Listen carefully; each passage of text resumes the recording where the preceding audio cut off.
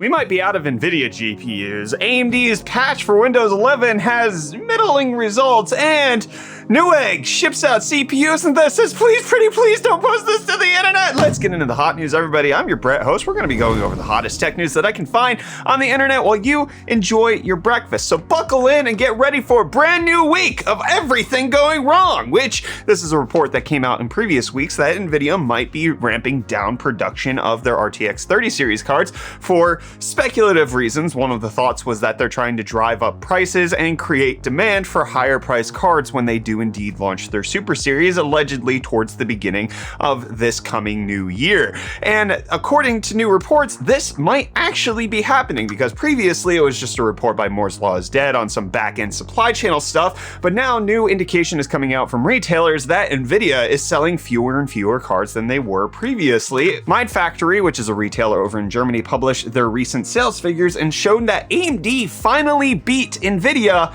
in sales figures with a market share of 75%, where NVIDIA was normally pulling in 60%. So that's a huge downfall from NVIDIA where it was previously. Now, this isn't likely due to the fact that AMD's cut their prices and made things more appetizing. In fact, prices seem to be on the upward trajectory, but you can see here, these are the top selling units by Mind Factory, with the RX 6600 selling 745 units and the 3070 selling 400 units for NVIDIA. Now, the RX 6600 might be a really popular card, but the RTX 3060 has been out for quite a bit longer and should be selling pretty decently. But you can see third place is the 1050 Ti at 60 units, AMD clearly outselling NVIDIA. And then there are reports that if you go over to Newegg, you can search by the most sold GPU, and it's AMD's top cards, and the top sold GPU from NVIDIA is the 3070, then the 3080 Ti, and then the 1050 Ti, not the 3080, 3090, 3070, or 3060, any of the more popular cards, as well as Overclockers UK kind of having a very similar trend. So the question then becomes, is this actually happening? Is it just that AMD may have oversupplied their RX 6600? Is this due to just some back-end sales stuff that these companies aren't doing properly? Or are you noticing this elsewhere where you cannot get your hands on an NVIDIA GPU right now and you're seeing the prices tick upwards? In fact, one of the comments on this post about how the NVIDIA GPUs are nowhere to be found is saying, well, except for the fact that Best Buy had a ton of GPUs go up yesterday, and then Zotac 3090s are still available at the time of posting. So there's a bit of mixed messaging. I personally have seen plenty of drops of RTX 30 series GPUs, but again, I don't have raw sales data to see what's going on behind the scenes. It's hard to say exactly what NVIDIA is doing from a consumer just standpoint because you cannot see what their motivations or reasoning might be. They might not have fabrication capabilities because of some hiccup in their supply chain that is leading to these things being out of stock, rather than it being a sheer profit-driven motivation, especially when NVIDIA tends to take their profit before things even hit retail. They're typically not making higher profits just because they're selling things to consumers more expensively. It's really difficult to say what's going on. Obviously, the conspiratorial mindedness amongst us around not trusting NVIDIA does make it so easy to believe a statement like, oh, NVIDIA's cutting back production so that they can have more profit and they can justify higher prices on cards, where I would just point you to the fact that the best strategy for most businesses, especially if you're not taking a loss on anything, is to just sell more of an item, not to actually drive up an artificial amount of pricing. It just typically doesn't work that way where you make more money by selling less. It always behooves you, especially if you're already making a profit, to sell more units. Additionally, I would point out the fact that NVIDIA has never needed a justification previously on having to raise the prices on their GPUs. They have steadily done that for the past 2 generations, and everybody is still clamoring for the RTX 30 series. The RTX 3080 Ti being $1,200, the 3090 being $1,500. Very expensive cards, setting a precedent that was not there before, and people are still lapping those cards up. I don't necessarily believe in the idea that NVIDIA has to create a high street price in order to help sell the idea of them raising prices. They already just do that, especially since, as it was shown earlier, they typically outsell AMD hand over fist. So if they have a command of the market, they can raise prices and they don't need to justify it. So that would be my thoughts on it, but I want to hear from you. Let me know what you think of NVIDIA potentially not selling cards to make more money down below in the comments. Speaking of new NVIDIA cards, there is some indication from new leakers that there might be a higher-end mobile GPU coming from them, especially with the performance numbers coming out about Apple's new M1 Max chip in the GPU and how it can perform identical to an RTX 3080 in some scenarios. Maybe we do need a higher-end mobile GPU from NVIDIA, and that is what this latest rumor is, a GA103 chip that may be a 3080 Ti or 3090 mobile that could potentially have around 1500 more CUDA cores than the current RTX 3080 mobile that's out there. It'd have roughly the same amount of VRAM, the same memory bus, but an unknown TGP, so we'll just have to wait. We're likely supposed to be getting a mobile GPU refresh from NVIDIA this coming January, so we can hold tight for that, but we will not be getting a GPU refresh from Intel in their server lineup, with them announcing they're cutting out their HP server GPU products, saying that they already have one in Ponte Vecchio and they'd rather focus on HPC and HPG lineups, which this likely will not affect the general consumer in any single way. They're just changing up their lineup. Some of the speculation is that this could be because they missed the timeline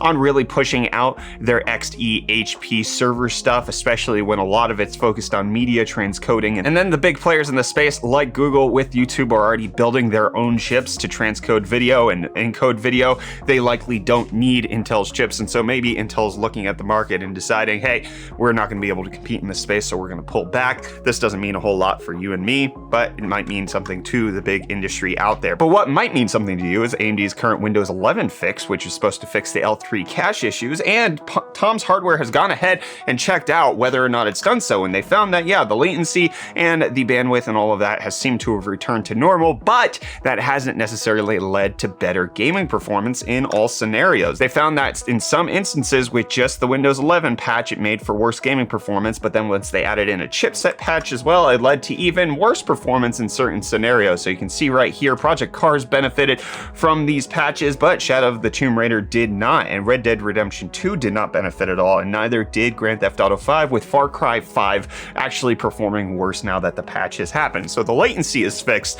but not necessarily all of the gaming performance that's out there, and even though it's performing worse on Windows 11, that just might be how it is. And how is the crypto market? Let's find out. For Cryptostonks, Bitcoin down slightly. It's kind of tapered off ever since a little bit yesterday, sitting at just under $61,000. Ethereum down slightly as well to 42.69, and Dogecoin up very minusculely to 27 cents. Let's go Dogecoin. GameStop closing up on Friday, up 0.36% to close the week at 183.51, and AMC closing up the week at 35.37. And again, reminder, my friends, urologist, enlarged prostate, do this immediately. Try tonight. There's no better advice that I could potentially give you. And there's no better car that I could potentially want than a Toyota electric vehicle, because they've unveiled their upcoming BZ4X, which is a collaboration car between them and Subaru. And they showed off the car as well as all of its specs. So you can see here, it's actually a pretty Toyota looking vehicle. It's going to have all of the things that you've come to expect from a Toyota vehicle as well as an electric vehicle, including something they're going to provide as an option, which is a yoke steering wheel, which is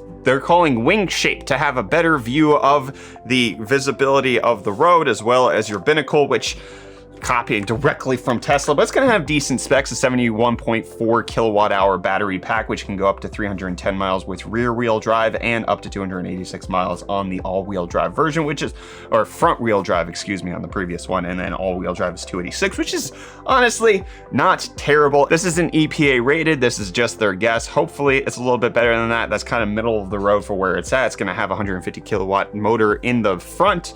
And then for the all wheel drive, it'll have 80 kilowatt motors on each axle, and then it'll have 150 kilowatt DC charging, and it'll also have reverse charging where you can go from vehicle to grid. But one of the reasons they said that they're introducing that wing-shaped yoke that they're having is because they're going to have a fly-by-wire setup, which can give you one motion grip, where the lock-to-lock is set at 150 degrees so that you're never hand-over-handing it, because it's going to change the acceleration of how the wheel turns. So I think that's going to be weird and not necessarily something that I want, but it's supposed to arrive in Japan in mid-2022, and no ETA on when it's going to come out to the rest of the world. And as far as right now, there's no ETA on when Roblox is going to be fully back. Actually, it might be back already. Roblox having a Chipotle promotion over the weekend where they're going to give out $1 million in free Chipotle burritos. Oh my god, I love Chipotle.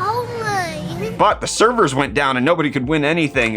Roblox saying that has nothing to do with that. There was something on the back end that's kind of went haywire, and they're trying to fix that, and they'll be back as soon as possible, all right? It's not because of the free burritos. Chipotle is my life. And I'm not here for the free burritos. I'm here for the Witcher fight stuff. The season 2 trailer of The Witcher dropped for the Netflix show. You can watch it over on YouTube. Actually gets me really excited. Coming on December 17th. I'm looking forward to it. After the first season, I thoroughly enjoyed it, and I'd like to see more of it. And people might want to see more of me on YouTube live streaming. I don't know why people want to see my face. I'm just making things up, all right? But YouTube live streaming, potentially adding some features that would make it more competitive with Twitch, or more like Twitch, by introducing things such as gifted memberships, as well as live redirect for gaming, which is a terrible branding name. Gifted memberships, obviously, like Twitch subs, where you can pay for other people to have exclusive features like emotes on the Twitch stream. And then live redirect would be like rating, where you take your audience and you throw them at somebody else and you say, hey, go watch this now, which a lot of people enjoy on Twitch, but is not yet a feature that's available on YouTube. Which, if you like to watch live streams, do you prefer to watch them on YouTube, or do you prefer to watch them on Twitch? Let me know down in those comments. And Apple preferring their own stuff over Intel, them getting rid of the Intel version of their iMacs, pulling that completely. It was available as of last week,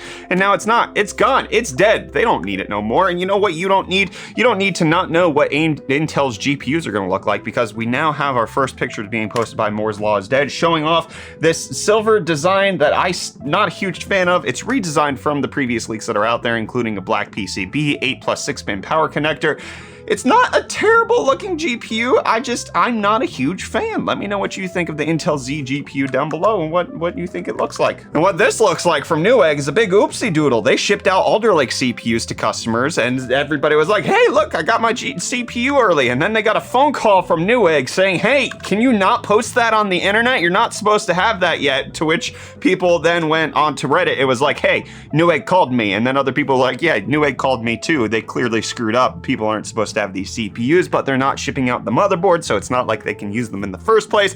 These chips aren't supposed to launch till November 4th, but Newegg didn't make anybody sign an NDA, so like, frick, who cares? Like, if I personally received a CPU before I was supposed to get it, I would still post it to the internet. Who do I owe anything? You sent it to me? Like, no. Those are just my thoughts. Would you post it to the internet? I'm curious. And in case you're curious, of these Alder Lake CPUs, MSI showing some stuff off in their live stream, showing that there are 2 different die variants for the upcoming Alder Lake chips, depending on how many performance and efficiency cores they have. If you have the 8+8 cores, you can see that it's a slightly bigger die than the 6+0 cores. That has not yet been formally announced by Intel. It's supposed to be coming out, but 6 performance cores would be a pretty decent i5 setup, according to all of the benchmarks that we've seen out there, but has a slightly different die area under the IHS, which hopefully would make it easier to cool. And I'm going to cool down my day by being done with this episode of Hot News. Big thanks to you for all showing up to this weekend's episodes. In case you want to go see me react to your comments and respond to them, you watched yesterday's comment response Hot News right there, and I'll see you tomorrow for breakfast, my friends. Cheers.